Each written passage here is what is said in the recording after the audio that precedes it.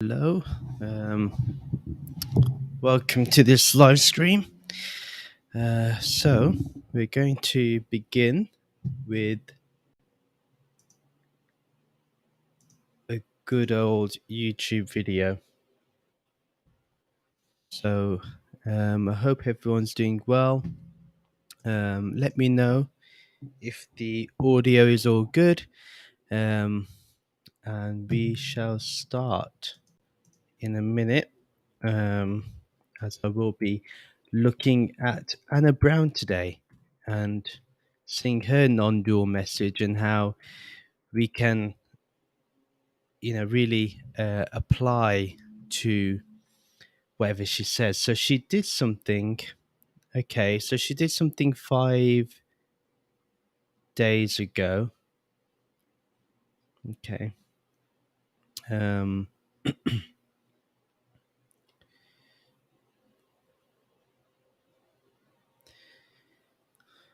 so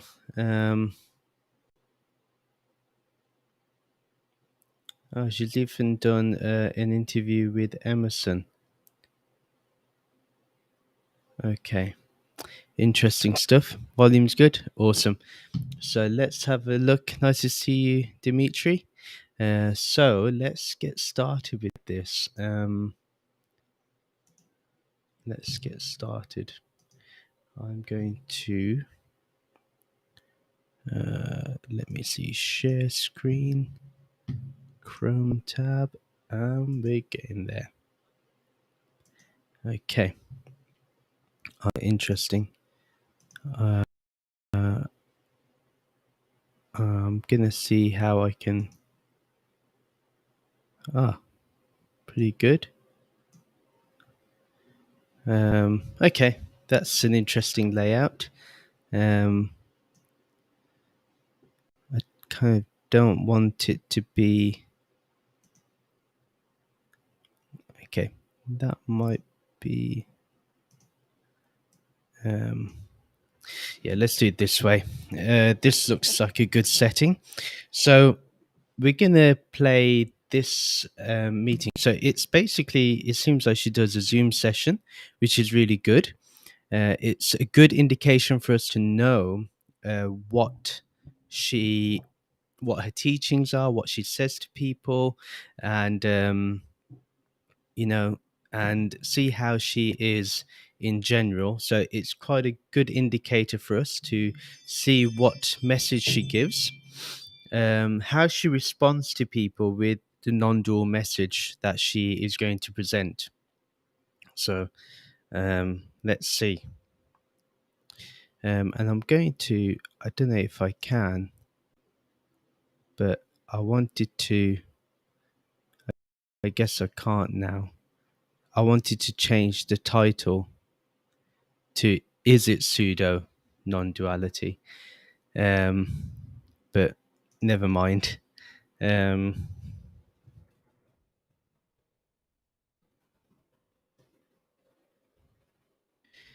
Right, let's get started with this.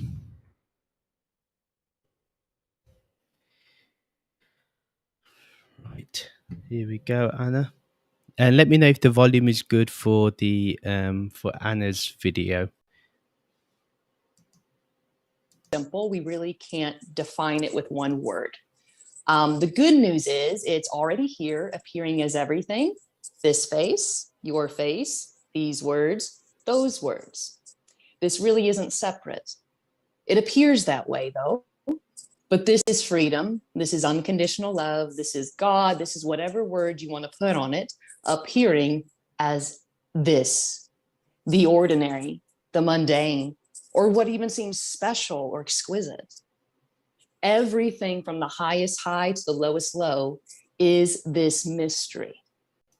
Before we go further, she's very captivating as a speaker. It's she's still giving the same spiel as usual non-dualists do. So there's nothing special in what she's saying, but definitely I think she's she doesn't come across obnoxious as of yet. Now, the misconception is I'm not it. I know that I'm not it. I know that earth is separate from heaven. I know that paradise is something I have to work towards. I know that divinity, or whatever this word is, like awareness or presence, is something I have to attain. No, there is only presence, you could say. There is only that appearing as this. So, nothing you do in time can bring you closer to this. Time is not real. It is an So nothing into so there's a problem there just in the definition when we use time. Now obviously it will take time for you to get anywhere, for there to be any realization. It does unfortunately happen in time and space. So we can't ignore that sense of reality. I understand from where she's talking about that if you attain Brahman, this Nirgun Brahman, this formless awareness, you are beyond, it's beyond time. I get that, but it does happen in time. Um, we can't avoid that. optical illusion. It's very convincing. And we're not denying the appearance of time. We're not denying form. We're not denying the appearance of evolution. What we are saying is already that is freedom. That is unconditional love. And that is paradise pretending. Mm-hmm. And so there is no finish line to get to unless you're actually running a marathon. Go you, go for it. But this is already home. It's that simple. It's as simple as breath. It's as simple as the batting of the eyelashes. You can't get closer to it. So it's interesting because I have caught myself talking about these things as well, but I tend to talk about the with the caveat that people understand the transactional reality and the um, ultimate reality. She hasn't really talked about that. She's kind of said everything is an appearance, which, you know, yes, Adi Shankarji eventually does say that everything is an illusion, it's not really there. But that's really at the ultimate level. And even then, there is a lot to be done before we get there. So either everyone in a meeting is already there, or they are in for a surprise, because this teaching which she's given, and I must say I find her right now to be more appealing than Ariana yesterday, who I felt didn't really know what she was talking about. Whether it's just that Anna has confidence and that's the difference, I wonder if that is the case. But yeah, it's interesting how she's bringing across this message. But let's see. I'm sure there's gonna be more. Life only wants to be this. Life only wants to be you. That's why it's appearing. And so today we can. I like that. Life wants to be you, and that's what's appearing. See what I mean by it being a bit more nicer? So she's kind of mastered the messaging, I think, which is interesting. It's not like in your face type of thing at the moment, but again, it's talking about the high level stuff without any foundation so far. I would have liked if she had begun maybe with people understanding what the relative reality is and what the transactional reality is. I probably would have felt more affinity towards her. Right now, I don't feel that affinity towards her, but I am more warm to her than I have been with any other non-dualist. I wasn't even warm with Jim or Jim Newman. That's it. I was going to call him Jim Parsons. How bad is that? The fact that they even like have, I got the names mixed up because they sound the same. Um, and let me just also tell me if this is true for you as well. But the traditional non-dualist, the people who give the message like I do, is it not true that we tend to have a different way of expressing things, even though we're talking about the same message, yet these people sound the same, and their words are just not different at all. But with the traditional ones, you find they have different ways of expressing that one truth. It's just an interesting observation for me, I think. So yeah, let's see what we got in the chat though before we start. Hey Martin, I do like what she says. I do like what she says about heaven not being separate, but I also agree with you on the time point. Yep, nice. Spot on, amigo. Her style and delivery isn't helpful to anyone. That's the unfortunate thing. And yeah, unfortunately, I said Jim Parsons. I didn't mean to. But yeah, that's what essentially they are, unfortunately. Um, so let me. I want to see if I can. Okay.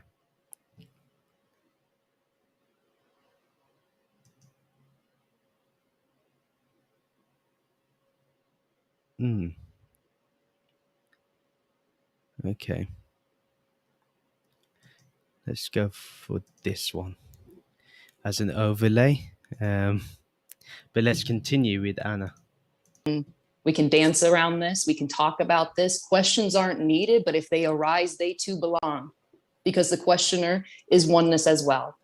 The answer is oneness as well. So in essence, this is a reflection. You're hearing yourself speak. Yeah. So we can dance or we can sit. We'll just see what happens, but please feel free to unmute yourself or ask a question in the chat and we'll play ping pong.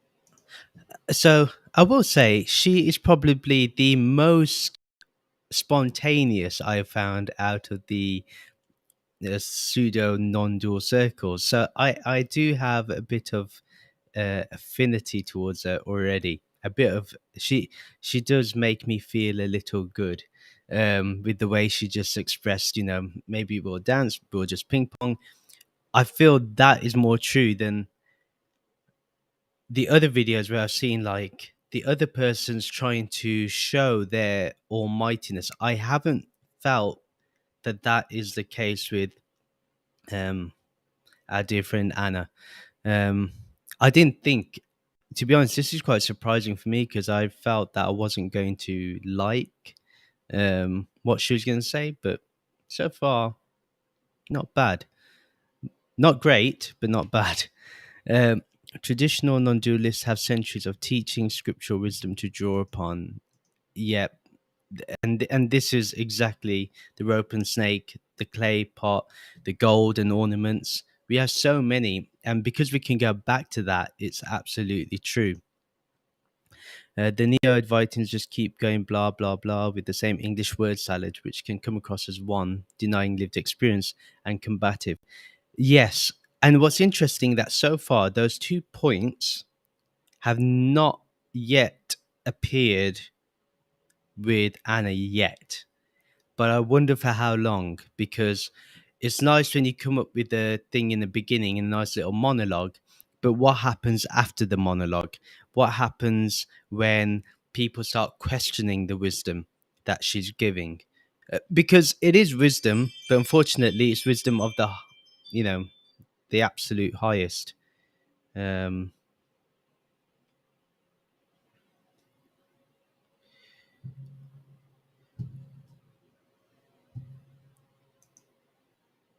Okay. But you're here, you're home.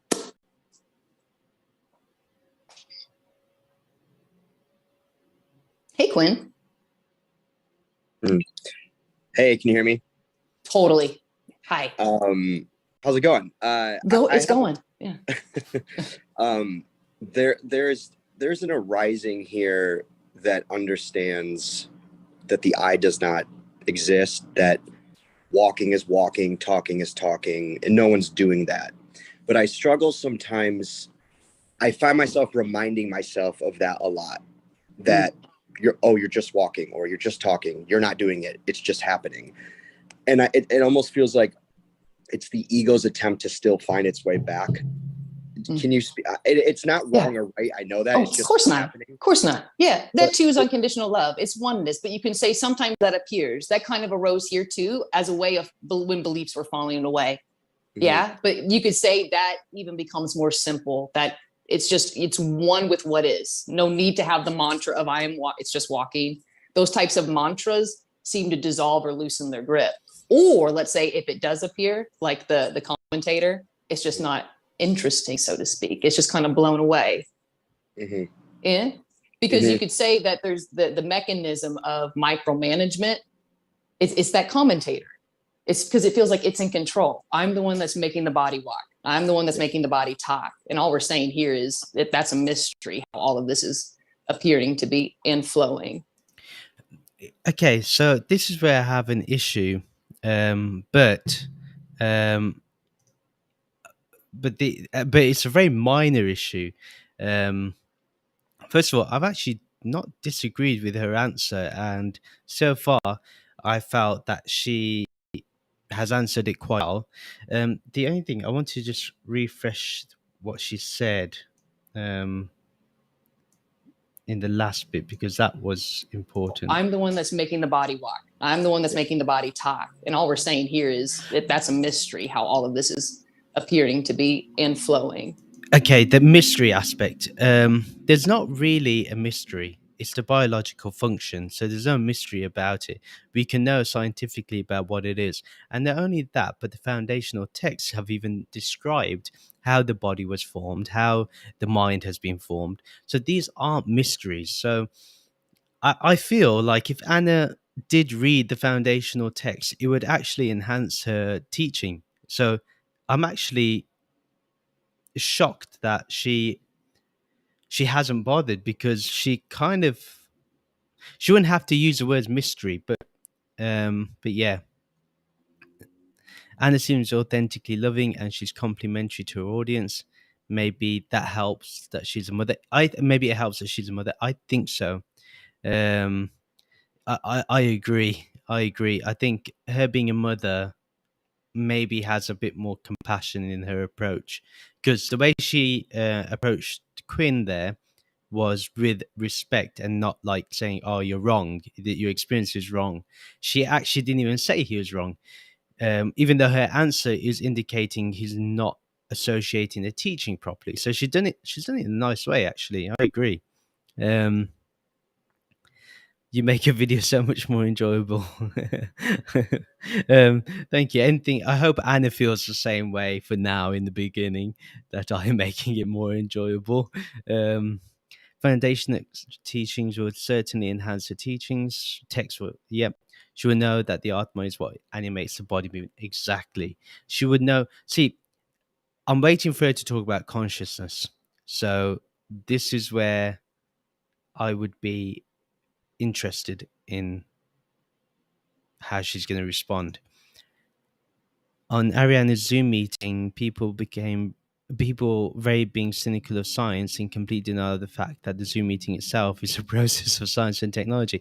That's very interesting. Now, there's a problem when we become cynical of science. Everyone who knows my views about science in general and pharmaceutical companies and all this, and what we dealt with what we're dealing with the pandemic, is that I'm very much on the side of science. And I think every genuine teacher has been on the side of science even today, and even has spoken against people that are bringing out conspiracy theories. People like this who are on Ariana's Zoom meeting, unfortunately, I assume they are probably anti-science and anti-experts, which is the go-to nowadays, but it's not good. But so far, it seems like Anna isn't doing any of that. So I'm quite enjoying her approach. Yeah. But yeah, it's just coming out of a belief. That's all. So what though? That can seem to dissolve or not. Okay. You're not choosing it though. That's right. Yeah. So if I notice it arising, just just be with it. Just let. Well, what will happen is what will happen. There'll either be a trying to be with it or not, but you could say that stickiness of like, do I need to be with it or whatever? It's literally just what's arising. You know, the body is like a thought form as well. This here is like another thought. Again, wonderful what she's saying, but there is a process called discernment, and that should not be ignored. And the fact that Quinn has not been given that advice that you can use your mind actually to discern whether you are functioning from that higher level that she's talking about, or whether you're now giving in to the body's needs and body's wants and needs, and whether that is justifiable, or whether we need to continue being in that state or allow the body to feel in such a way. If she had answered in that way, it would have been more complete of an answer. But right now, she hasn't dismissed his experience, but she's kind of said that, well, she kind of has dismissed it. But yeah, I just think I'm having the same issue that I had with Ariana, is I'm forgetting what they're saying, which is really sad because it seems like it's just one talk that's going on, but, well, literally. And what's funny is that it says it's powered by one stream. Oh gosh, this is too much. But let's see what Anna will continue to say. Thought form as well. We're not controlling it. It's just spontaneity. But all I can confirm, or what I can share, is what it seems to stop arising here is that kind of just the commentator and life coach loosens its grip, because there really is no control. And yay.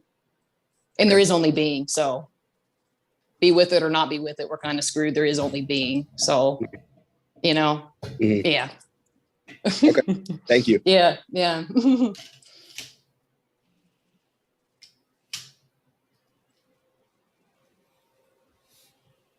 Not much, but that was a very awkward laugh at the end, I felt. So I don't think she felt Quinn was convinced. He didn't really, I don't know. That could be her way of being, so I'll give her the benefit of doubt for this first one. But it didn't feel like a complete answer was given. I've attended Rupert Spira's webinars, and they've never ended like that. I've seen that he makes sure that he gives a complete answer. So yeah, that was a bit strange, but let's see. Let's continue.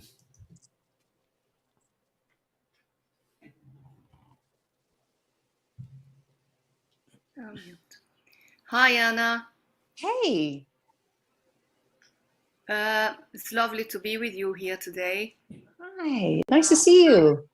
Thank you. The same here. Nice to see you. Mm. I have to say that I have been on this spiritual path for many years, since 1987. Oh. And it's been a long journey, yes. And I was blown away by your authenticity.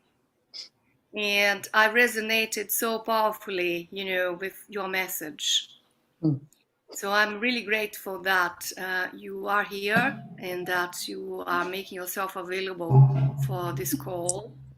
And thank you. delivering the message as well, your message very much tells me it's a phrase that's saying Saint Francis of Assisi used to say, the place you are looking for is the place you are, what is this say? The place you are looking for is the place you are looking from. Yeah, what you're looking for is what's already looking. Yeah, absolutely. So, which is about exactly what you're saying, isn't it? Oh, that's amen. Yes. Yeah. Yes, you're it. So, yeah. This is beautiful because it's a confirmation for me of really, I really relinquished the seeker and found, the naturalness of it all. Yeah. Yeah. Yeah. I do have a question, because in non-duality circles, there is a lot of... Okay, my biggest pet peeve. There was no humility. There was no appreciation for a comment, for the compliment that she gave. And I guess there was kind of a body, facial acknowledgement. But I don't know, for someone who, I don't know, the humility never came forward. Is that me just thinking that? I don't know. Let me know if you think it's just me.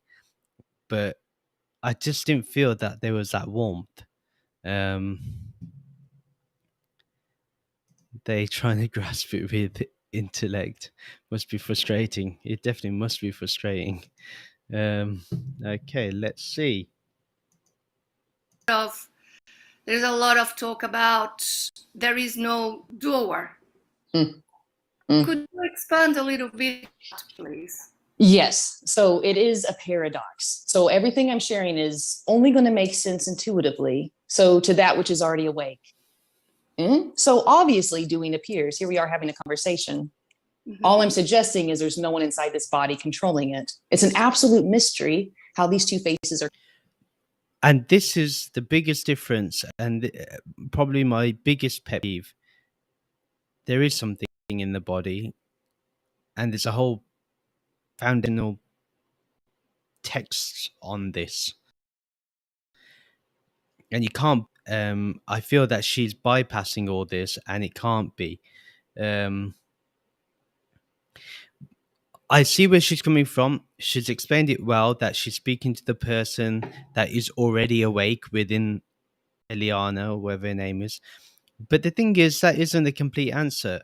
Just because you are talking to that person as if they are the self, doesn't mean that person it really experiences themselves as the self.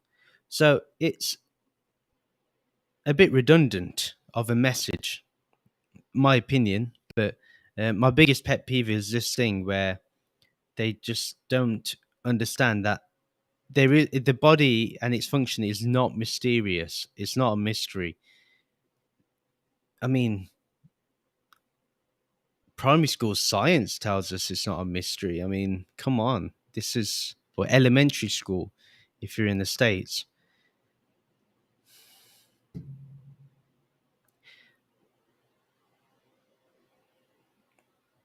I can understand when you say the mystery in terms of wonder, but the mystery is more towards consciousness and the way we are functioning in the world as we are. That's the mystery, and that's the beauty. The appreciation that we can feel alive in this body is the beauty, and understand why it is the beauty, because we can. Anna, if you do somehow see this, do read the book Tattva Board. It would be very good for you. Are communicating and how the words appear and how it's a seamless conversation, even if it doesn't seem seamless, like a bump. But we're not denying doing. Oh, okay. Interesting wordplay. It's a seamless conversation, but then she realizes that not every conversation is seamless. It may appear bumpy, which kind of I'm foreseeing that she's had previous, or I'm assuming that she's had some conversations which have not gone well. So it's interesting to see how that's gonna be. Oh wow. Okay, here we go. Or the appearance of evolution or work. Chopping wood and carrying water is this whole message. There is no shift. There won't be an event. Already what's appearing, from folding laundry to cooking dinner to changing the diaper, is beingness. This is not even talked about in Zen. So I don't know what message she's giving and where she's got this theory of when we say chopping wood, carrying water, or folding the laundry, and the simplicity of that, or the mundaneness of that, is to imply that our transactional level life does not change. We still carry on doing the stuff that we would do. The only thing that changes is our understanding, our intellect changes, our discernment changes. We strengthen our discernment, we strengthen our clarity. That's the thing. And that has been completely ignored. And maybe should talk about it in a minute. Probably not, because I feel like she's nearly done with her answer.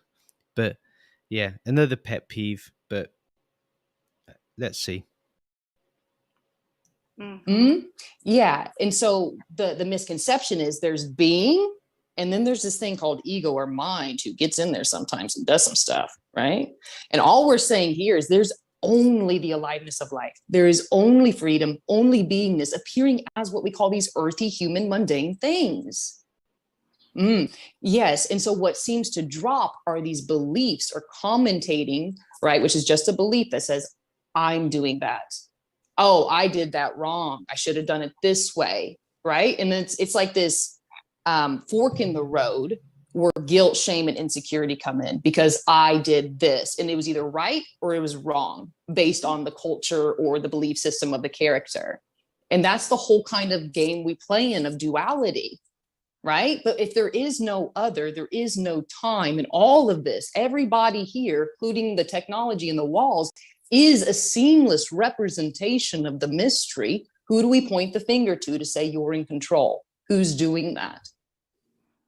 But again, too, when we live in this dualistic dream, this is when we leash each other. We prison each other with our beliefs of responsibility, morality, ethics, and we try to box and compartmentalize each other. Why can't it be that instead of seeing it as a negative when we interact with each other, but see it as a positive, that we look to empower each other to go beyond the human state, to beyond the transactional level, to understand that there is something more? Why is it always negative? I don't understand that. It's always negative. Duality is not always negative. It has positives too. It has a function. Non-duality, traditional non-duality, does not say that duality is completely wrong. It says it has a function, which I think the pseudo-non-dualists do not understand. And this is where I would say Anna has a very nice approach, but it's only on the surface. When you go deeper in, she has the same issues as everyone else.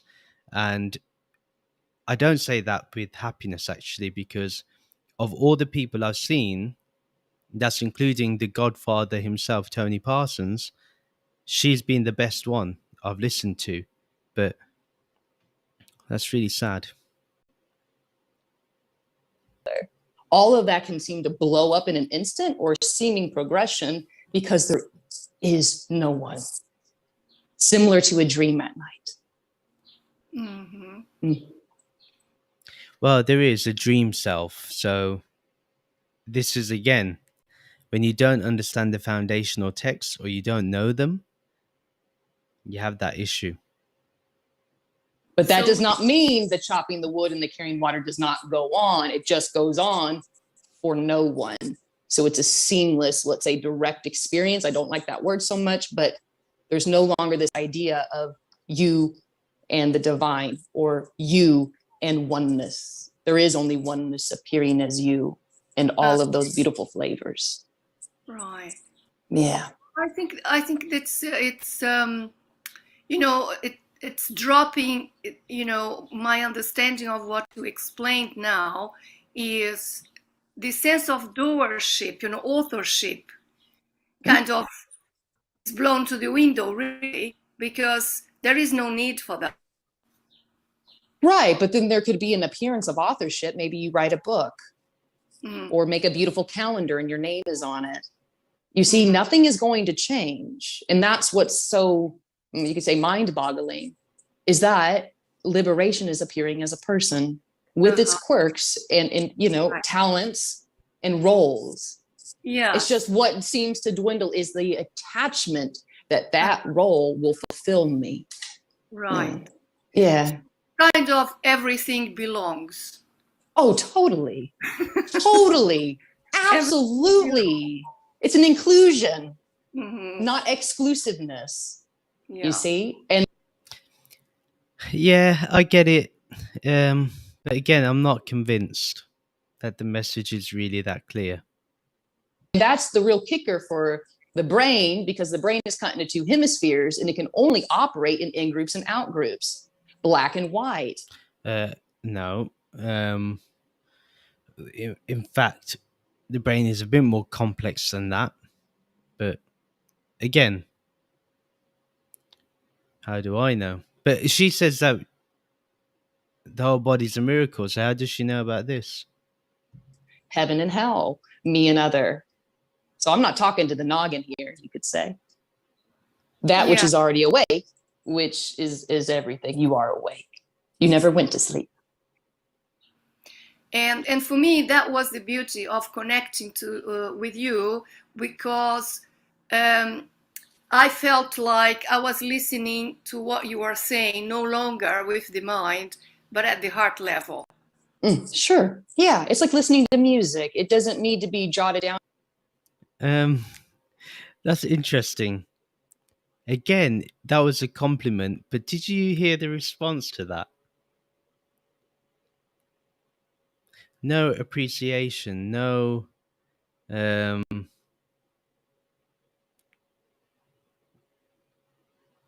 really strange. Does anyone else think this is strange, or is it just me that the compliment is not really received properly? Or remembered or contemplated. It just whoosh, whoosh. Yeah. Well, thank you. Yeah. Thank you. Well, thank you so much. You take care now. Okay. Good to talk to you. Yeah.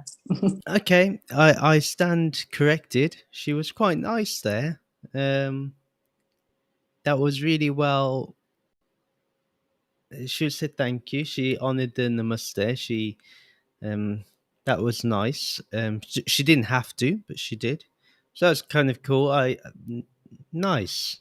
What I did like was the lady did say that she had listened to, that she felt that Anne had spoken to her heart, and yeah, I do find that her presence is more centered around the heart. I'm not thinking about everything she's saying. I'm actually trying to feel what she's saying, which again is because she's not playing too much of the mental gymnastics that the other pseudo non-dualists do.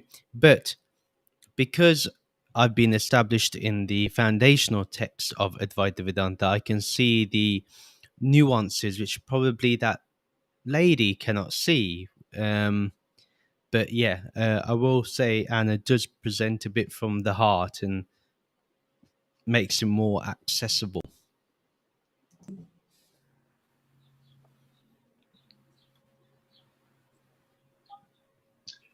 Hi, Anna. Dave, can you hear me? Yeah? Yeah, I hear you. I thought I'd jump in here because you were just speaking to Eliana, who's in Spain. I'm near London.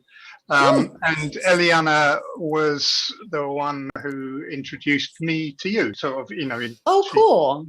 only a few weeks ago.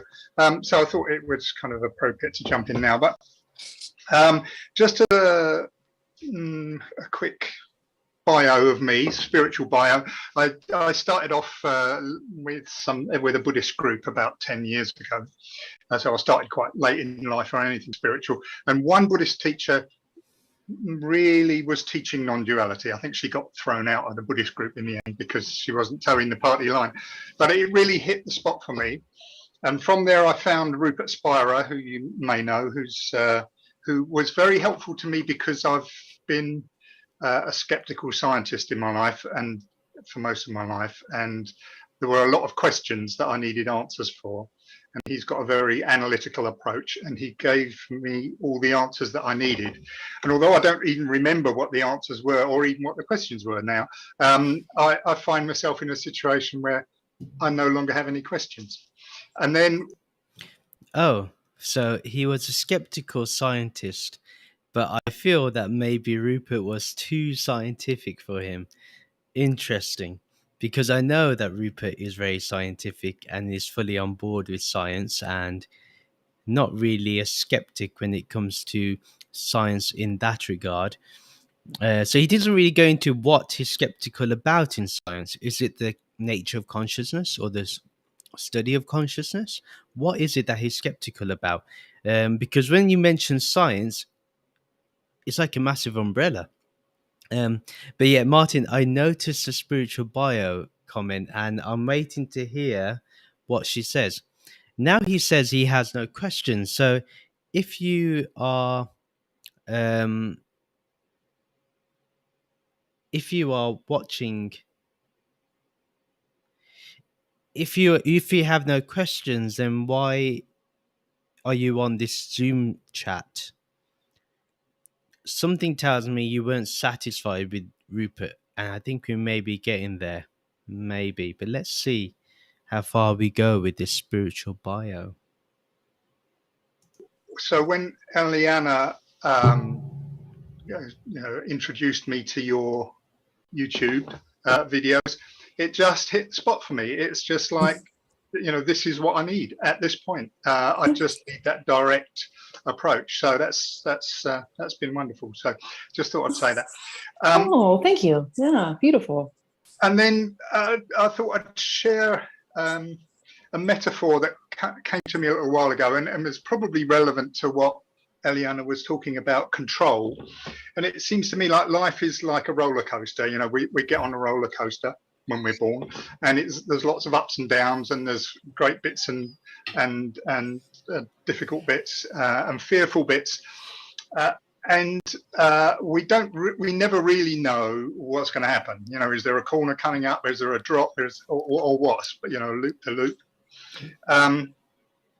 And we kind of have a choice in that we can go with it and enjoy it for what it is, with all its uncertainty and unpredictability, and enjoy that as part of our life. Or we can shut our eyes and just wait for it to be over, because it's frightening. And that's an important choice to make if we indeed can make any choices. But in my metaphor, the people who've made the roller coaster have thoughtfully put in front of each person in their car a steering wheel. Mm-hmm. And as it happens, that steering wheel is not connected to anything, but it gives you a great. Wait, are we talking about a roller coaster or a car now? I'm super confused. Like, what are we actually talking about?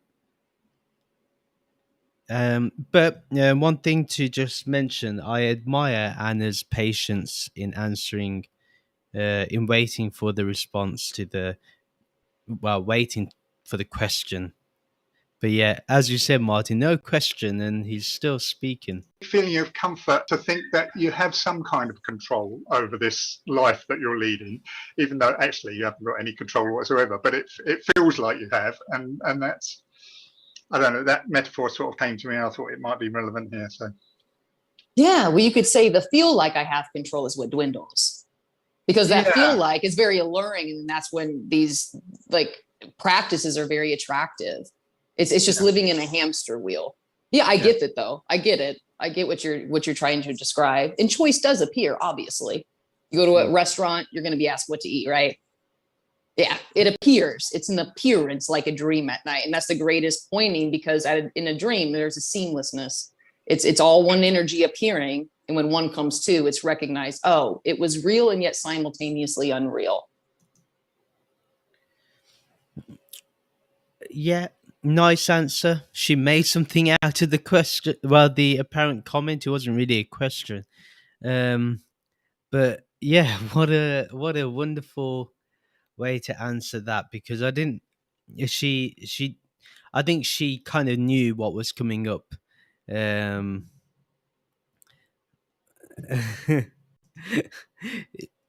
It's true. You got to have a lot of patience. So she does have a lot of patience. One thing I will say is I've seen videos of Tony Parsons and even Jim Newman where they don't really wait for the other person to finish their question. They just go straight to judging them. So interesting. One thing I will say, she uses the dream analogy. Very interesting. Yes, when you wake up from the dream, you understand that the dream avatar wasn't real, and the whole dreamscape, the whole landscape of the dream was not real either. It was all made of the impressions of the mind, and that she was right when he said simultaneously it's real and unreal. It's real when you're in the dream, unreal when you wake up. But I would have liked, but the same thing appears for when we are, but that's the maximum we've got to a bit of foundation. Sorry, that's what I wanted to say. But I don't think she completed it in terms of explaining how our waking state is similar to that. Yeah, he does get very angry and annoyed. But yeah, but so far I've liked Anna. Out of all the not pseudo non-dualists I've come across, she has been the most pleasant one. Maybe Theo would change my mind tomorrow, and he may be pleasant. It seemed like I had a choice in that dream. Yeah. Yeah, seems like. So it's very yeah. it's an optical illusion. Yeah. Yeah. Yeah. But it No, a dream is not an optical illusion. It's just impressions from the mind. It's not an optical illusion.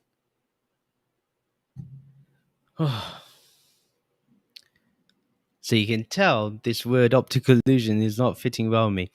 If you joined the live stream, please do like this video. Put in a comment. Let me know what you think. We're discussing this. I could be wrong. Maybe something you say can change my opinion on this. So don't think that I only want people to agree with me. I even would like someone to disagree with me. don't matter. I mean, it's all freedom. So choice or no choice, or playing in the game of I'm the chooser. It's all play, and that's beautiful. So, there's nothing wrong with that. See, we can have a misconception too, or an idea that, oh, when I get to this space of no choice, or I see that there's actually no chooser, then that's better. But really, there is no better or worse. It's all just lifing. Yeah.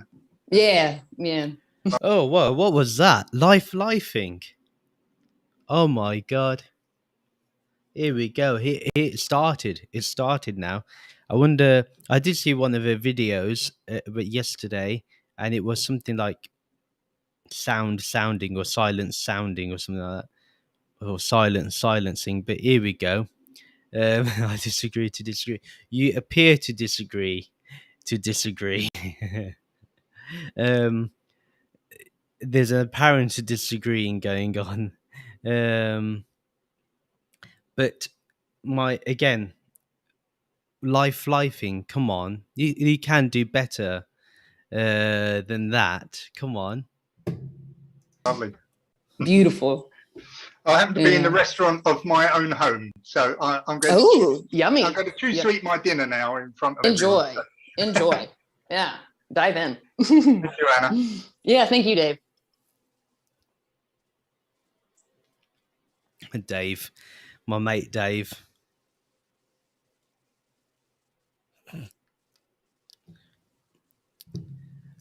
Hi, Anna. Hi. Lovely to see you, meet you. Well, if she says apparent to parenting, you'll have to give her $100. We all see it now. So we're going to hold you to this. We're going to hold you accountable.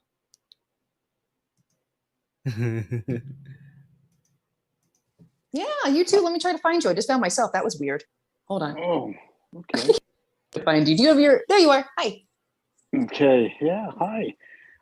Duality is something that I think about a lot. I sort of see it more as a sliding of oneness, 100% ego on the one side, and then it can go down to 100% just beingness on the other side, and that the state of enlightenment is actually very flux and dynamic, depending on Well, who's what in if enlightenment control. wasn't even a state? And what if there's no sides? What if all of that is just a mere description of what? Interesting. She didn't let him finish his point, and she went straight in with the kind of response. She could have waited, I think. What I actually find interesting about this guy Michael, he's got a massive photo of the Buddha behind him. So, like, it's. I want to know what he means by 100% ego, 100% enlightened state, and there's a reflux between the two. I really want him to go in a bit on that, but yeah. Let's see. What you think? Well, there's times where I feel free inside, and there are times where I don't. And Mhm. you know, and I'm a little bit of a. I think that the mind is a bit of a devil. You know, I'll tell you, if I didn't have to spend so much of my life going around in circles of despair and anger and all that, I wouldn't voluntarily do it. But it's something that just like clings back on and goes around, and I have to work not so hard on eschewing that, but more just on letting it go and being aware of the other side.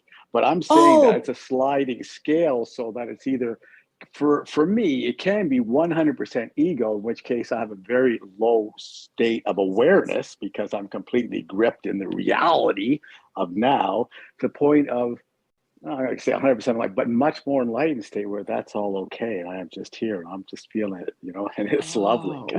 oh, well, it's not a state, and freedom's not a feeling. It's all feelings. So sadness can appear, Agreed. frustration, anger, illness, gratitude, romance, bliss, anything can appear. Nothing's off limits here. So we're not talking about a state, because states have to be managed. That's where practices come in. States are states of consciousness. Consciousness is an illusion. And here we go. My biggest disagreement will be on this point, that consciousness is an illusion. No, it is not. And, in fact, I kind of feel that Michael so far isn't happy with her answer. Her answer has been, now she's gone into the pseudo non-dual talking. So the talking points are all pseudo non-duality. Nothing has been, nothing right now is based on the calmness we saw before. It appears. It appears. And I think Michael may be onto something. I'm going to rewind that a little. State, because states have to be managed. That's where practices come in. States are states of consciousness. Consciousness is an illusion. There is no personal consciousness. That, again, there is no personal consciousness. A big problem. You cannot say to someone, if she went to the restaurant and okay, forget that. Let's go straight to this. She's holding a Zoom meeting. I am holding a Zoom meeting. That's a personal consciousness making a choice. Saying that it's not there, it doesn't exist. Why are you doing this then? Like, but let's just say she lasted for 19 minutes without without going into that craziness. So she lasted longer than the others, but she's just the same. Just the same. I was waiting for this. I knew she'd say it. Yep. We were. And what's with the issuing practices? This is where it becomes highly problematic. Yes, there's nothing wrong with practices.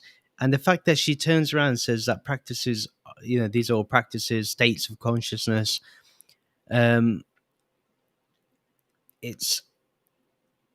is extremely problematic, because there is states of consciousness, states of awareness, of how aware we are, again, depending on our buddhi, our intellect. And then on the other side is you do have practices that can help you. Sometimes, for example, a lot of people may need to go through therapy. That is their practice. Some people may need to do some mindfulness practice. Some people may just need to do sitting meditation. Some people may do guided meditation. Some people may need to do selfless service. So they go out and serve other people. The fact is, it's okay to have practices. So I don't understand. In fact, isn't what she's doing right now a practice? She may turn around and say it's no practice, but it is a practice. To even be sitting there to guide someone is a practice. You're telling people not to think of something. That's a practice. So, yeah. And this is where people like her now get caught out, because guess what we have? Intellect. Guess what we have? Consciousness. Therefore, our intellect is more aligned with our consciousness, hence we can smell BS when BS is there. Sorry, Anna, you've lost now. I can completely say you're a pseudo-Nonduality. Before I was thinking maybe you're in the middle, and we'd have to create a new title for you, but no, I'm sorry. But anyway, let's continue. Let's see if Michael fights back. What's really funny is that I'm making this Zoom conversation, this Zoom meeting, like a Marvel movie or something, or like The Matrix. You know, but that's the way to see it. You got to have fun with this. And it is all fun. I mean, like I said, I like Anna as a person. I have nothing against her. I have a problem with the teaching. That's what I have a problem with. States or states of consciousness. Consciousness is an illusion. There is no personal consciousness. It's just a construct. Absolutely. Absolutely. And what we're talking about here is not a construct, but does appear as those things. But a constructs are just building on things. This here it's already. It doesn't need the construct. It doesn't need it doesn't need anything really. No, it doesn't. Yeah. But I'm just saying, as me in this body of mine, gripped by this brain of mine and this faux ego, or whatever you want to call it, that sees the world and has patterns built into it. And I recognize I can be aware of that. And as soon as I'm aware of that level, it can dissipate. What I'm saying is 100% ego at times, and I'm completely engulfed in the ego and in the reality of what is here now. You know what I'm saying? It's like, well, what is here now is what you're calling an ego or a body, but that's oneness, that's unconditional love, and that's already free. There's no such thing as enlightenment. Enlightenment is for the sense of separation, because it thinks that it's going to go from being a schmuck to being something called light, but already you are the light, pretending. No, yeah, there really is no ego. There really is no brain either. Oh, here we go. Like, he's come into this meeting. I think he is actually a traditional Vedantin. So I think he's come in here knowing exactly what to say. He worded it very interestingly. So, and she has become combative, really combative. A shame, really. But let's continue. They say there is no teaching, though. Exactly, there's no teaching, but apparently she's doing a massive teaching here. Brain doesn't exist. Oh, the problems with this. Schmuck to being something called light. Already you are the light, pretending. No, there really is no ego. There really is no brain either. Yeah. There is none of those things. What you're sharing. Oh, that was the spitefulness that came out. There's no brain either. There's no ego either. That was spitefulness. What happened to the unconditional love? Is that how unconditional love responds? He hasn't said anything wrong, actually, or even insulting. But yeah, let's go on. Now it's begun. With me is what you think you know. Like, I have a brain, I have an ego, I have these things and sides. There is no sides. There is no hurdle. What we're talking about is absolutely seamless and uncaused. And what you are sharing with me seems like glimpses where maybe the seeking drops and you're calling that awareness or whatever. There's no choice in that. No one chose that. It just spontaneously dropped, like when an apple falls from a tree. No one's doing it. There's no control. Well, there is something doing it. One, due to nature, the apple's hold onto the tree is loosened, and then there's something called gravity, which actually allows the apple to drop. So there is actually a reason why the apple does drop. But I see your point, but it doesn't work. I'm sorry. Bad example. Probably you could have given a better example. Whatever. There's no choice in that. No one chose that. It just spontaneously dropped, like when an apple falls from a tree. No one's doing it. There's no control. I don't know. It's okay. It's your thing. But I mean, just for me, when I get to a higher place of awareness, then I can be aware of the ego machinations that I myself am doing. And I think we're talking about two totally different things, brother. What you're speaking about is a paradigm of spirituality and therapy. And what we're really suggesting here is there's no ego or mind. Those are all things we learned. Okay, so my heart actually dropped with what she just said. And it actually really upsetted me. I know she would say this is just my ego or whatever, but the fact that what she's talking about, her teaching, avoiding therapy, is extremely problematic, extremely crazy, and extremely dangerous. Ariana was dangerous. This is next level danger, because when you turn around and say that therapy will not help or spirituality is not going to help, then what are you doing? I bet you when they put their hashtags, I bet you they have spirituality as a hashtag. I bet you. Because when they want to use spirituality, when it suits them, they'll use it. When it doesn't suit them, they won't use it. That was completely crazy. I can't believe someone can say that. Wow. Okay. Like for me, like I said yesterday, whenever we do things like this, like live streams or podcasts or Zoom meetings, we need to uphold ourselves to a certain level of integrity. And thankfully, Michael is someone who's smart, but and he's not going to be phased by what she says. But there are going to be many people on that call who are going to take her words so seriously that may need help in therapy, and they're going to listen to her and they're going to avoid it. And what's going to happen is they're going to end up taking therapy, but they're going to be totally against non-duality and spirituality as a whole, which to me is a problem. And this is why this is my main issue with doing reaction videos to this. There's no other reason other than I want people to see why there's a problem by showing them the problem, instead of saying something on a podcast or, do you see what I mean? Like, I just cannot believe that this is happening. So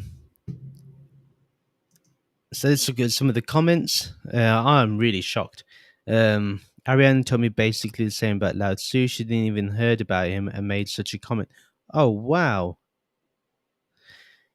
I mean, if you haven't heard about someone, why make a comment? You know what I mean? Like, they should just not make a comment. Yeah, it's shocking, apparently. The guy actually has a point. I predict it was his last time in these meetings, as if it was last for me. Yeah, I know what you mean. Definitely, he's not going to be allowed in, or he will not be given a chance to speak in the next one. Someone else is controlling it for her, I feel, because I can tell she's not searching for anyone. So whoever is the admin is definitely not going to put him up again. This is pretty outrageous, and you point out the problem. This is what folks like Anna don't believe. They have to adhere to standards. Exactly. They think they are beyond standards because there's no real standards, because everything is just happening. But no, there are standards, and there are things that you have to. You need to have a certain amount of ethics and just morality. That's just basic in our humanness. I mean, they really take the humanness out of non-duality, which is a big issue in my opinion. But yeah, wow, that was a bombshell. And when people say there's no such thing as the ego, like Anna does, there's no ego, yet how is she responding? That is purely egoic, purely ego, the way she's responding. And I can sense it because she's now taking it personal. She's taking it personally. So yeah, let's continue. Really, liberation is the recognition that everything we think we know is a hand-me-down. You were told ego. You didn't come into the world like a baby going, I've got an ego and a mind. Yeah, well, when you were a baby, your mom gave you milk. You weren't just spontaneously drinking milk. You can't use this as an answer. When you were a baby, you didn't have an ego. There was no awareness of the ego. It doesn't mean the ego wasn't there or that the ego was more built. No, ego is still there. It's just you're not aware of it at that point. Or it doesn't become apparent. Sorry that I have to use their words here, but yeah, totally missing the point. And bad example again with the baby. You know, because as we know, if we've studied, as we studied the traditional foundations of Vedanta, we know for a fact that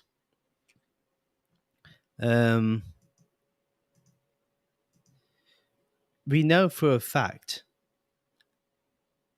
I forgot my point, but but yeah, we know for a fact that we have vasanas, we have conditionings, we have tendencies that have come from previous lives. So that's the answer we have when it comes to the ego. See, we have answers. I hope that anyone that's in love with these pseudo-non-dualists, they can go towards more of the traditional people, like Rupert Spira, like Francis Lucille, like Swami Sarvapriyananda, and there's many others who are still there who probably are unknown to us. I know that Sue and Dimitri follow someone, and there are genuine people out there. So yeah, you don't have to follow these people. These people aren't non-duality. This is not non-duality. This is something totally different. This is basically what the West has done with yoga, which is to decontextualize and deformalize. Yes, and this is happening with non-duality now. Very, very true. I like that point. I'm going to keep that up. Let's continue, Anna. Let's continue. Aware of the ego machinations that I myself am doing, and I can let it go. But I we're need that talking about awareness to two let it totally go. different things, brother. What you're speaking Okay. about is a paradigm of spirituality and therapy. And what we're really suggesting here is there's no ego or mind. Those are all things we learned. Really, liberation is the recognition that everything we think we know is a hand-me-down. You were told ego. You didn't come into the world like a baby going, I've got an ego and a mind. We learn those things. This here, what we're speaking about, cannot be learned because it's timeless. It's unconscious. There's a bit of anger in her response there. But the other thing is, you did learn this. Where else did you get the message from? You didn't come out as a baby saying this is an apparent happening. Of course you learnt it. Ridiculous. Absolutely ridiculous. Because it's ageless, it's genderless, it's mindless. But I do get the heaviness of those stories. We're taught those things, though. That's why this can't be taught. It is already. What happened to it's like it was like as if there was something turned in her. Oh, so weird. It was really weird. Okay, I'll leave with that. Yeah, I have my moments, and my God, would I ever just love to be free of my little self, recognize that it's a construct, but it's weird because if I don't give enough thought to or awareness to what I am, that ego will just go places and take me away from here and put me into various places. Some of them Well, nice, there but a is no lot of them you. not. There is no you.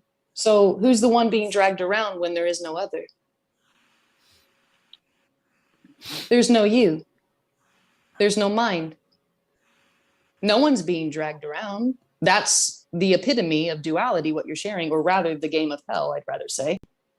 There's no one being dragged. Okay, wow. That's the game of hell. That's pretty deep. Yeah, I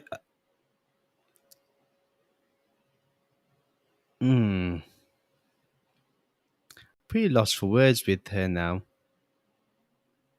I'm actually pretty sad to see her response to this guy. It's really bad. It is already, but you can't do any practices to find out. You just need to deny every experience you have and then hope you trip and fall and wake up one day. Exactly. It's like he's actually got a genuine problem that he's addressing, a genuine spiritual problem, and it's a spiritual issue, yeah, a genuine one, and he's not getting it answered. He's instead being bombarded with these little slogans, which she's obviously learnt. So it annoys me. I want to know if she's ever gone to a teacher or she's ever watched a YouTube video of one of these non-dualists like Jim Parsons. It can seem that way when we have stories, beliefs, and dogmas that there's me and something else called awareness. There's me, something else called presence. Yeah. Okay, so this is the thing. I'm really glad she said that because now I can point out to you all the real difference between the messages that we, the traditional non-dualists, give and her as a pseudo-non-dualist. We give... I want to play that bit again. Stories, beliefs, and dogmas that there's me and something else called awareness. There's me and something else called awareness. The difference between the traditional way is we say you are awareness. What she's saying is there's no me or there's awareness. There's just this, which is the same thing as awareness, but because they make it something else, it's not even fitting in any of Advaita or non-duality, because that's not non-duality what she's talking about. It's more, and I think the Buddhists would disagree that, or wouldn't even want to approach this, that this is kind of like shunyata. So yeah, it's completely bad. But this is the way where you can tell the difference. We say you are awareness. So the real you is awareness. What she's saying is there's no you and there's no awareness. So all the Mahavakyas of the Upanishads are obsolete, according to her. You know, all those rishis that spent so many years practicing, meditating, means nothing. They didn't meet Anna or any of these pseudo-non-dualists. All they did was a waste of time, apparently. Ridiculous. There's me. Something else called presence. Yeah. I'm just not sure what you're speaking about. Well, yeah, so we're definitely on different ways of Totally. perceiving, you know, Yeah. what you're seeing. I'm not divining totally what it is that you are. It's a mind state that you have, a mind beingness, and not a mind, just a beingness. But of course, you can't be without your mind here, or else you're not here. If you don't have a mind as a human being, then you're kind of like not. Well, my love, really what I'm present. suggesting is oneness right now is appearing as Michael and Anna having a conversation about it. When we feel separate, we follow teachers who say we have things like egos and minds or even brains. Yeah, those. Oh my God. Oh my God. I cannot believe. If she didn't have a brain, she wouldn't be able to function. This is unbelievable.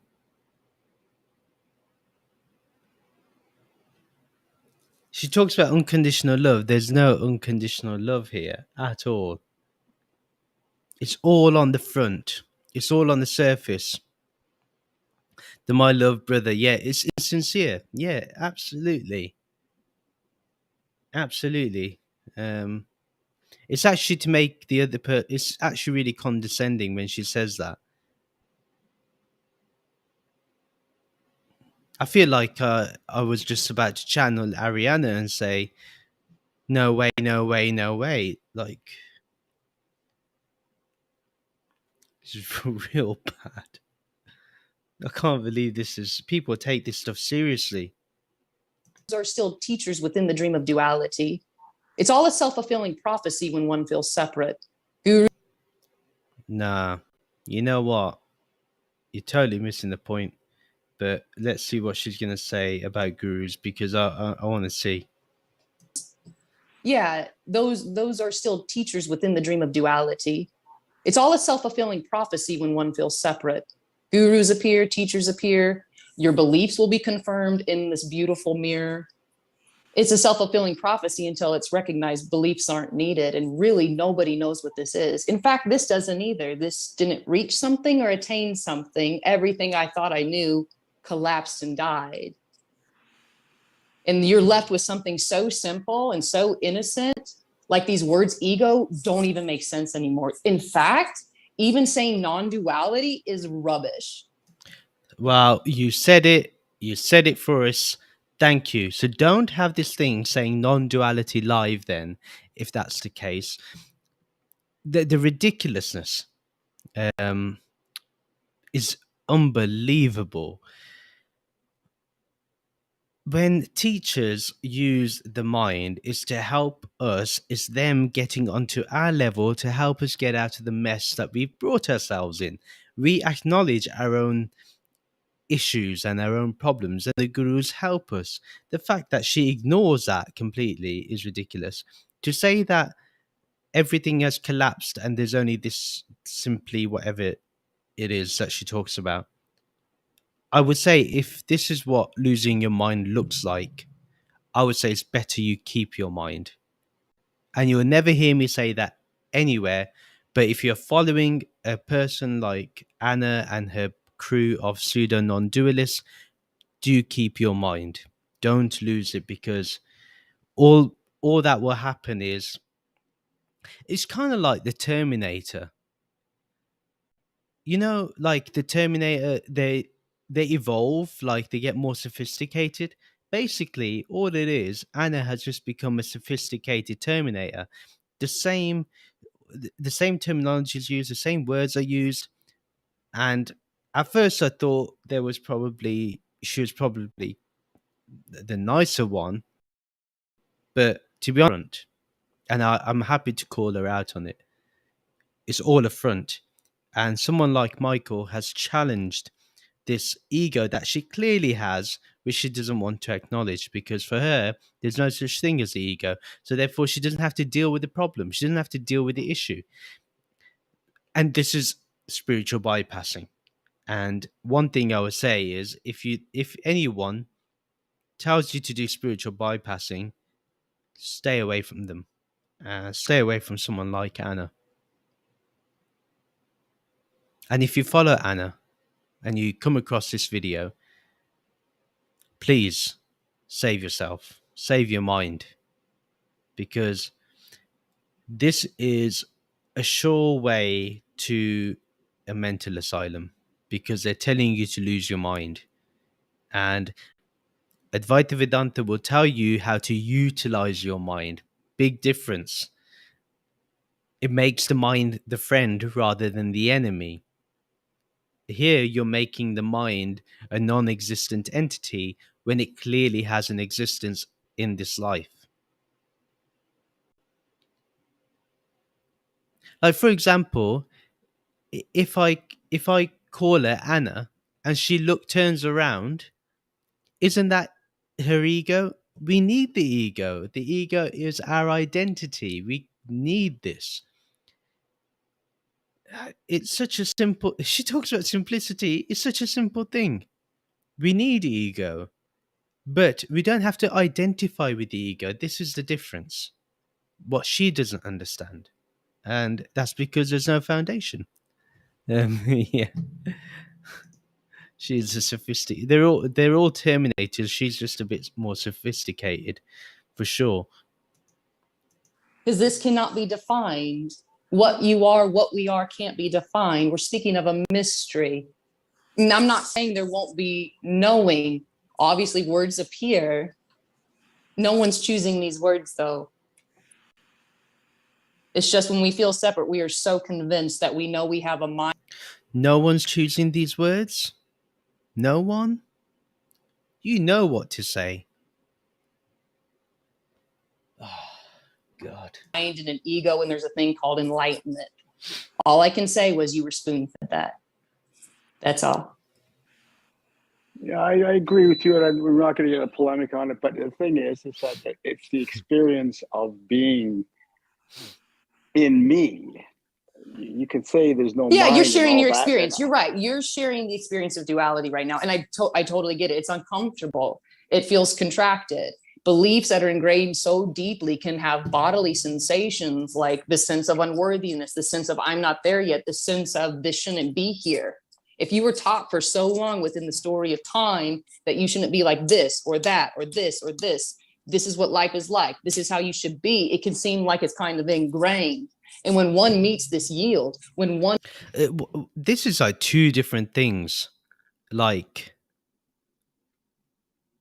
when someone spoon feeds you in terms of telling you how to live your life is totally different to what he's talking about.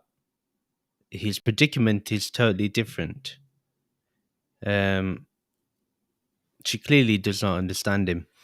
They tell you there is no you, so no one can have the mind. How convenient, exactly.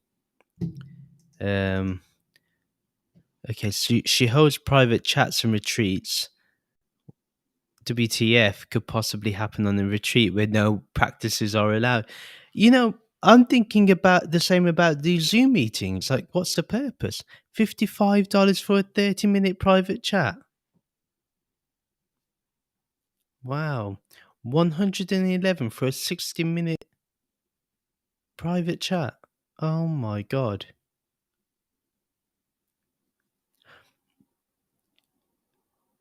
One, how did they come up with the number 55 and 111? there must have been some plan in that. The fact that you are putting this up, if she has a Patreon, these are all plans in creating money. Not saying it's right or wrong. She can create money. She can make money from this. Fine. But to say that you're not doing anything with a plan is ridiculous. There is a clear plan when you are doing stuff like this, but that's a lot of money.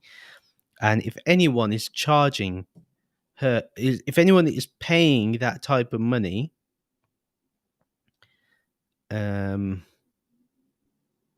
it's ethically wrong, because poor Michael, he's only had a couple of minutes, and I wouldn't know what I'd do for 30 minutes if I was Michael. I'm probably on the same level as Michael if I had to chat with her. Oh gosh, it's bad. And this is on a website, so we're not making this stuff up. And I'm happy to even show this on the website because she may put it down. So we'll go in the website and show that as well after this video. Dimitri, remind me to do that after I've done this. Meets nothing, this message can be very either one, accepted naturally, or completely fuck this. This doesn't make sense. And you're right, brother. It doesn't make logical sense. It only makes intuitive.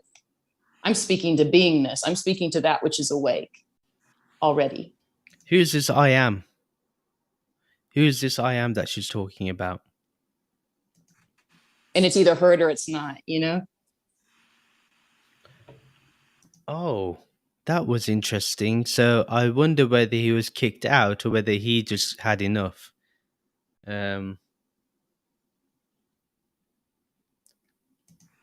Okay.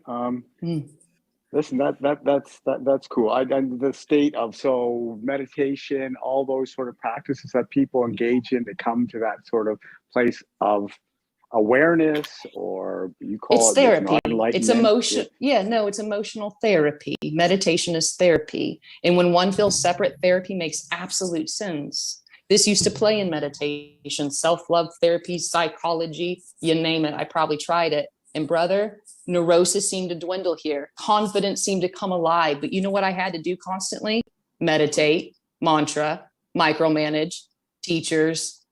I always had to be self-aware, self-conscious, which one can seem to make confidence in an evolution of becoming less depressed or, more well-rounded being. But what was still intact here was the idea that I was in control. Time is real. And my emotional highs are a benchmark of my success. All of that dwindled and collapsed because no emotion can tell me who I am. No thought form and no sensation. Nothing can. Yeah, no, and I agree. So, but are you in the state that you? There is no state. I'm not in anything. See what I mean? Poor man, he's having a difficult time with this. I mean, I just listened to her talk without interrupting her. But I am uncomfortable with her right now. Everything she has said is completely wrong. There's a reason why we have practices. There's a reason why we meditate. There's a reason why there's therapy, why there's psychologists in the world. It's because we have a lot of issues as human beings. And without those people, we wouldn't be able to move forward in our lives. A lot of people get crippled with anxiety, with depression, with anger, with panic, all these things. And they're very real for people. To turn around and say that this is all the play of the mind and not real, and that it's all gobbledygook is completely wrong and dangerous. The word I want to keep emphasizing, this is dangerous. So I thought Michael had gone. I wonder whether it's because he changed his tune a little to put himself back on. I wonder whether that was the case. Well, she has 301 sponsors on Patreon. Oh my god. She confused meditation with self-help or some new age BS. So off this girl, it's painful and sad to watch, and funny too. It is sad. I want to see this whole conversation with Michael, and then the next conversation she has, and then I'm done. Then we're gonna do a deep dive into what she's really about. I'm intrigued because she came across as nice before, but I don't like her anymore. Place. Okay. Your I know, feeling. and you as well as you. You're taking away all my words here. Well, this is a world imprisoned by words, you see, and these words are not trying to teach you anything. These words actually hold an energy, and that energy is Okay. If there's no such thing as words and there's such thing as energy, but there's no consciousness, so who's the one that's experiencing the energy?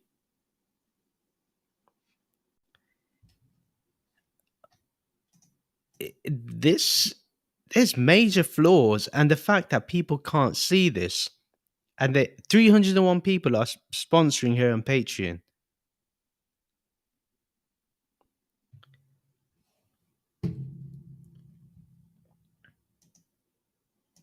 is just what is. It doesn't need shit. It doesn't need to break down anything. It's already so free. Now, when we feel separate, we think freedom looks a certain way. It walks a certain way. It smells a certain way. This already is free. This is the garden. That was so condescending. So condescending. That's so annoying, actually. And the garden is diverse. There's weeds in gardens too, you know, and snakes and all kinds of cool. I didn't know there's weeds in gardens. That was very new for me. I didn't know that stuff. Oh my god, I'm so educated now. But isn't that apparently happening? Why are you giving me words like weeds? There's no such thing. There's this. We've made this world of weeds. Why is there? Oh my god. Stuff. But why would the human vessel be any different? This is diversity. This is freedom appearing as diversity already. Michael, end it.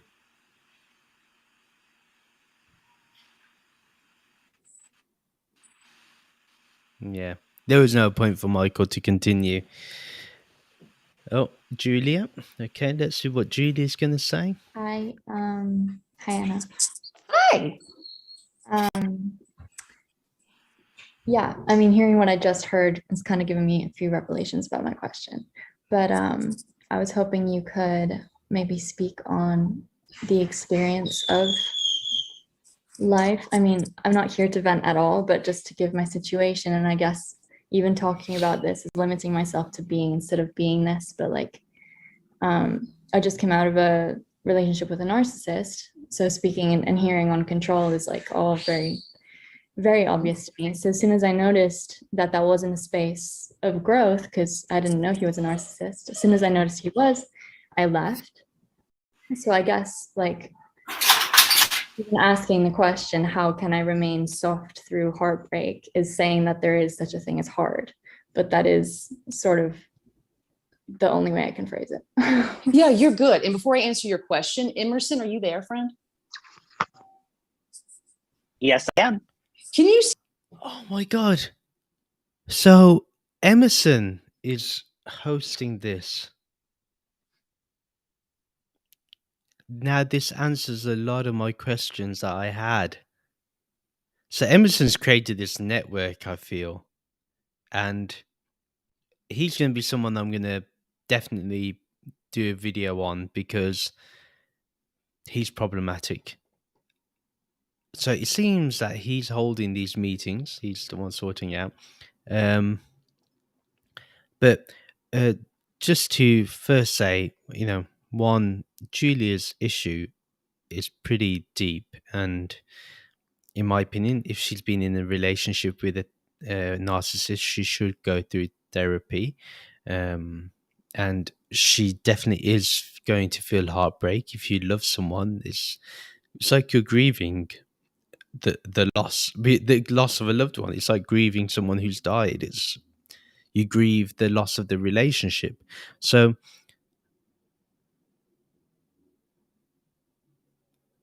I wonder how Anna's going to answer this, but Emerson appears, and Emerson and Theo, they're my next ones I'm going to look at, and then we're going to go to Atma board, because then we'll go into the traditional teachings again.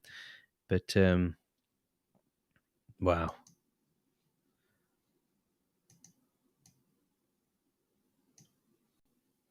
Out of a relationship with a narcissist, so speaking and hearing on control is like all very, very obvious to me. So as soon as I noticed that that wasn't a space of growth, because I didn't know he was a narcissist, as soon as I noticed he was, I left. So I guess like even asking the question, how can I remain soft through heartbreak, is saying that there is such a thing as hard, but that is sort of the only way I can phrase it. Yeah, you're good. And before I answer your question, Emerson, are you there, friend? Yes, I am. Can you see if someone's unmuted? It sounds like there's a deck of cards being shuffled in the background. I muted it. I'm not sure. Oh, okay. Thank you. Okay. I was just double checking. Okay. Okay. Thank you. Okay. All right. Yeah. So we think sometimes, like freedom looks. Well, first of all, if there's a noise happening, why, she should let it simply be. Why is she interfering in someone's Zoom audio being unmuted? She should just let it be. She should let it all collapse into the nothingness. Obviously, then it matters to her. But yeah, there is no heart to break. This is exactly what's going to come up. I'm guaranteeing it. Looks a certain way. Freedom can appear as those challenges like a breakup, and they can be very painful. Pain arises here, and challenges and stress arise here. The misconception is, if I was truly enlightened and liberated, narcissists wouldn't appear, right? Because narcissists mean I have a low vibration, maybe, or a blocked chakra, or maybe I did something in my past life, and I'm learning now for it. I mean, talk about crap, and to make one feel like total shit.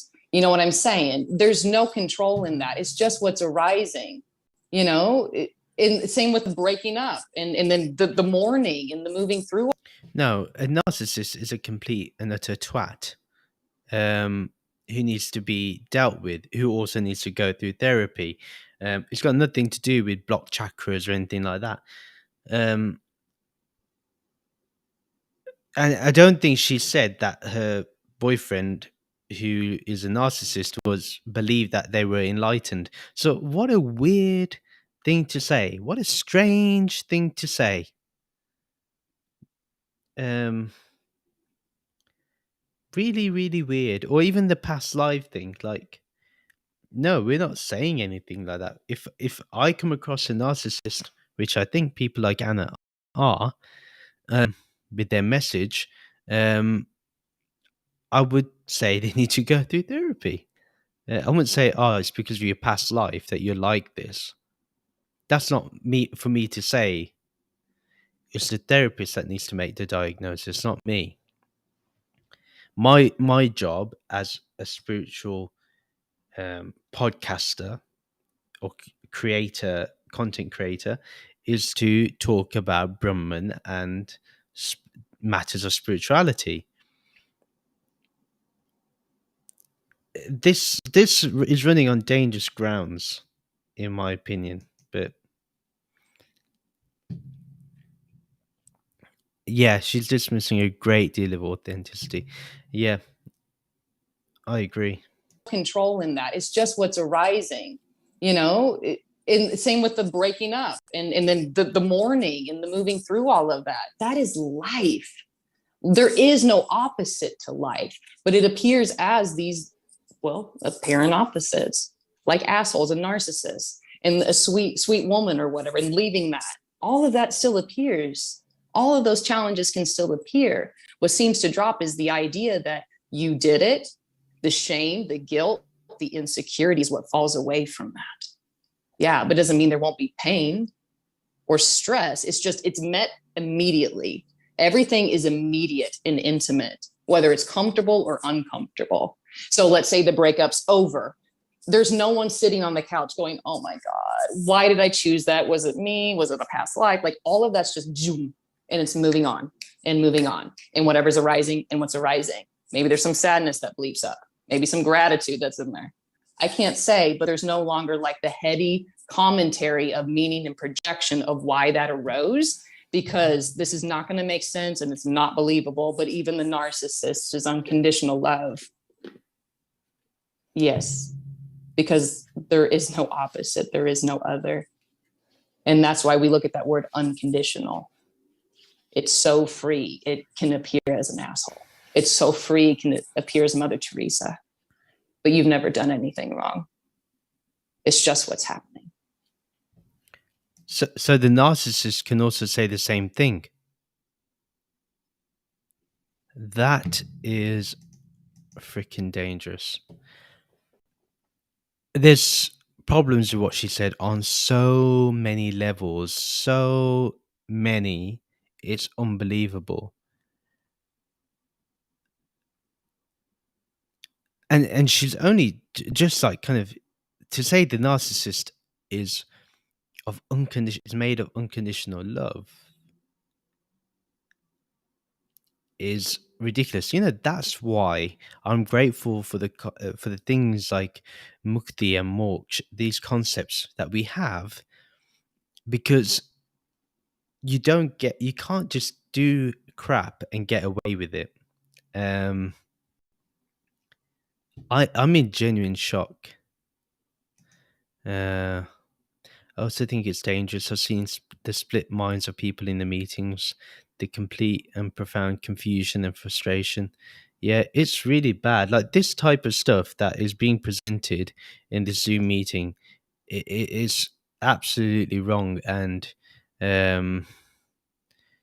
yeah, very dangerous. Very, very dangerous. Unconditional. It's so free, it can appear as an asshole. It's so free, it can appear as Mother Teresa. But you've never done anything wrong. It's just what's happening. The way I interpret that, or the way that I feel could be interpreted, though, is like, if I feel that he is freedom, how do I tell myself to leave? Oh, yeah. See, it won't make sense. If a mind is trying to apply this to their life, if the sense of separation is trying to take these words like advice or like a new application to life, it's not going to make sense. I'm not trying to help or teach or make sense of this, because it really doesn't make sense. But freedom doesn't look a certain way. Freedom appears as war. Everything already is in harmony. Everything. Go into the forest, go to the Serengeti. You will see violence, devourment, new life coming out of death. This already is that. And it's not going to make sense to what your mind has as the definition of freedom, my love. Yeah. It's beyond logic. Yeah. Thank you. You're welcome. So what happens, I'm going to end this there. We're not going to continue anymore. That was disturbing and a half, and you can tell from my tone, I am pretty somber from what I've just heard.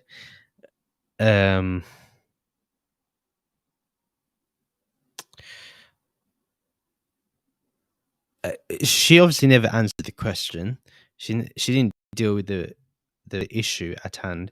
The person has had to leave the conversation. She there was so much wrong with that. It's beyond logic. I mean, yeah, and to think of she utilized nature, but if nature is not any happening, why is she even talking about nature? All these things that I'm not trying to help. There's some honesty. Yeah, if you're not trying to help, don't do these Zoom meetings.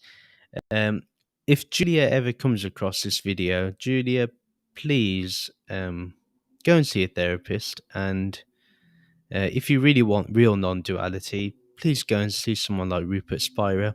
He holds webinars, and I can say for sure he'll give you a better answer than that you got from Anna. That's really bad. So yeah, that's so we just got to 33 minutes for 19 minutes, it was pleasant, then it just turned all of a sudden.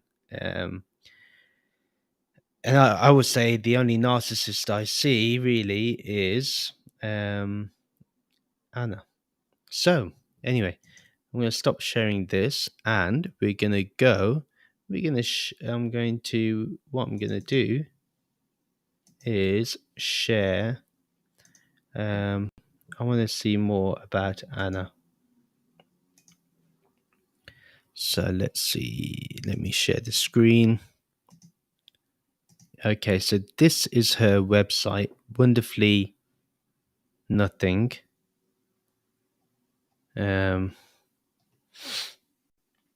Interesting.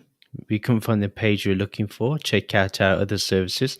Massive donate button there. Interesting. Shopping bag. Words pointing to the wordless. Okay.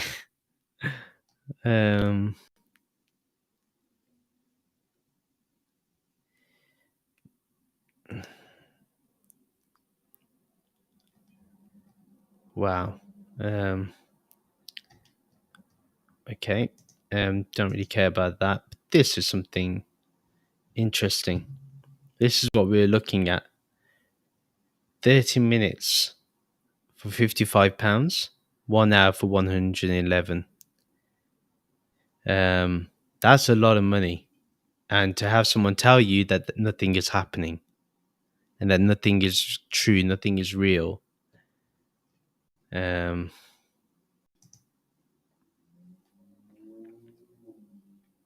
yeah. So if you want to buy this book, What You Are, it's you have to pay $1 for it. Okay, interesting. So here we go. Patreon.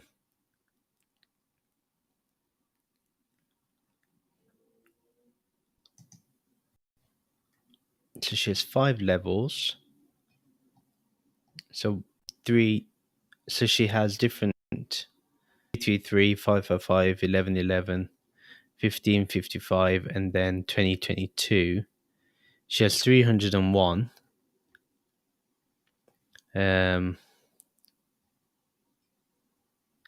So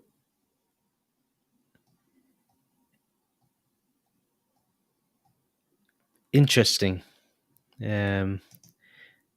Welcome to the Patreon Sangha space. Is it a Sangha? I think people would be really insulted that this is called a Sangha. There is no teaching here. It should just end. This should not be occurring.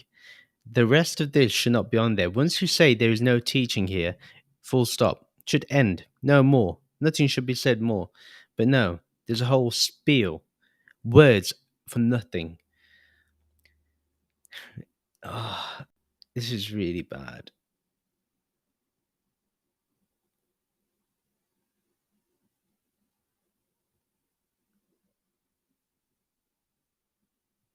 Oh, interesting. So literally, this must have been after. She says, starting 6/12/22, all Patreon Zoom meetings stay within the Patreon space and are no longer shared on YouTube. Only public non-dual hangs are shared on YouTube. Interesting. She says something about 1111 being more, but I don't. So she just basically, all she's done is not explain the differences either. She's just said, she just put the same thing. This is pretty lazy, in my opinion. She's just put the same thing. Oh, I just hate this. Look at this. No teaching, no pressure, just being. Ridiculous. So yeah, that's one. It's wonderfully lazy, I would say. But yeah.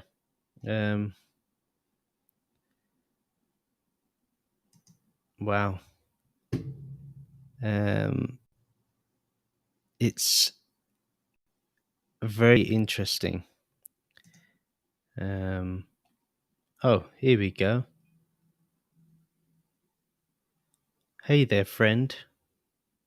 My name is Anna, and I'm an unorthodox non-duality speaker who playfully, more like painfully, points out the fallacy of seeking liberation. Why? Because there is only liberation, and it's appearing as these words and the one who's reading them. Ha! In a nutshell, you are heaven disguised as everyday life. But as an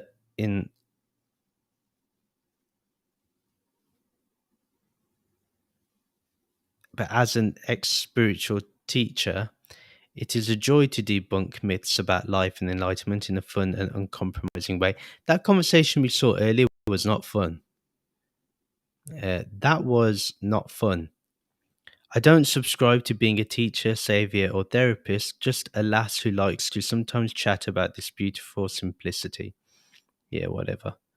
If you resonate, please feel free to join me in the conversation through the Patreon community, retreats, or a private chat. Tally ho, Anna. Wow.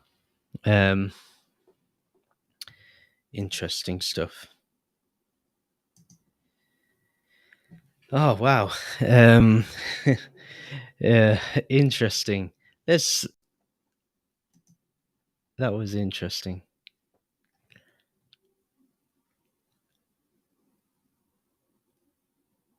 It's also the other thing I want to bring this up. Comments are turned off, and I've noticed that that's the case for most of her videos. The comments are turned off, which means that you don't really care about community. It's just a good word for you to utilize, community. How smiles is TikTok. So yeah, it's interesting stuff. Let's have a look at the comments. Why does she use the word sangha when she rejects everything that goes with that word? Exactly. And she even says that she's not a spiritual teacher or she's an ex-spiritual teacher. So why would you utilize the word sangha? Because that means that you are a teacher. It's the same old extraction and appropriation. There's belonging and love in the sangha. Exactly. Utilizing that word when really she has no value for it. Ridiculous. Because it sounds good. Yeah, that's exactly why she does that stuff. Makes it sound more mysterious. Yep. No pressure unless you don't agree. Exactly. So what are my concluding thoughts about Anna? Started off really well, then took a turn. And it just highlights the reason why I am so hell-bent on there being a foundation. So the fact that people like Anna don't feel like there is a foundation needed, or to discuss there's a foundation, or they just think that we are, or to say that there's no teaching here, there's no problems, there's no, that anything that we experience in our day-to-day life isn't real.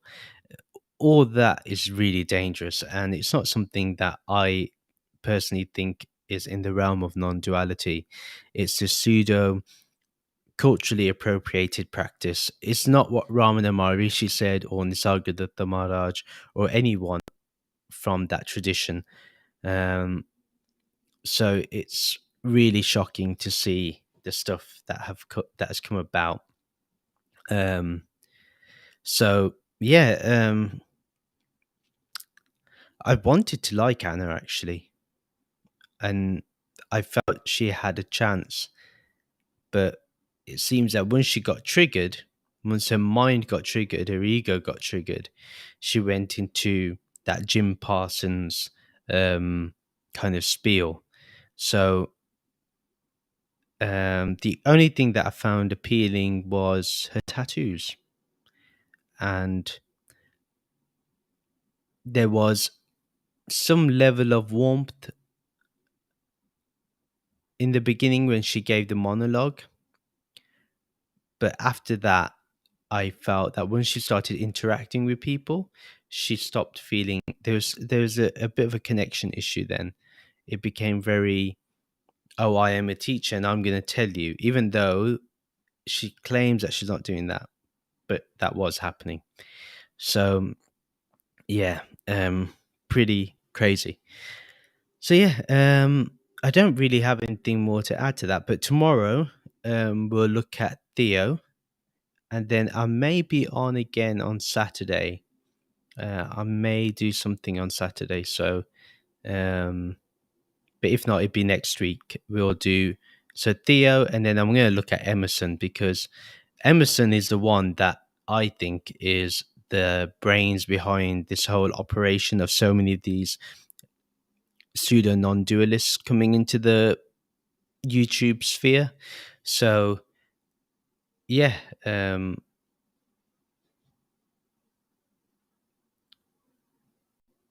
yeah, it's very. But Theo, occult Theo, I think his name is, and then Emerson, two people that I'm gonna look into.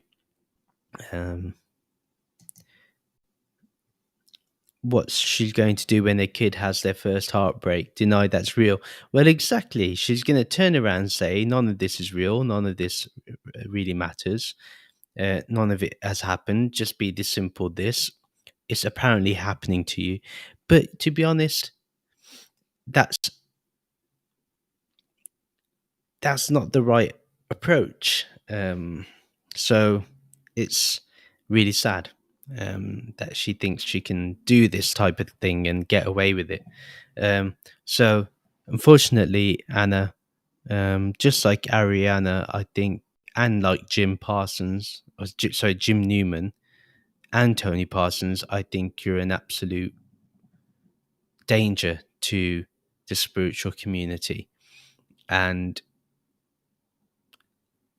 you all should really take a good look in the mirror and either sort out your understanding of non-duality or stop calling it non-duality, because it's not. And you can't just appropriate that word for your disgusting philosophy that you talk about that is devoid of any humanity or compassion. So yeah, so tomorrow I'll be back with looking at occult Theo, and then again I'll look at Emerson. I may even look at Emerson tomorrow because it might be so bad with occult Theo that I can't last for an hour on him. But if you're not already, please do support me on Patreon. It helps with the running costs of the podcast and everything that I do here. And so I just wanted to mention that. It'd be nice. If not, that's fine. If you already are, you're awesome. Even if you're not, you're awesome. Doesn't really matter. But it's nice to be supported. And yeah, and just keep looking forward to my podcast that's released every Sunday. Okay. Take care, everyone. See ya.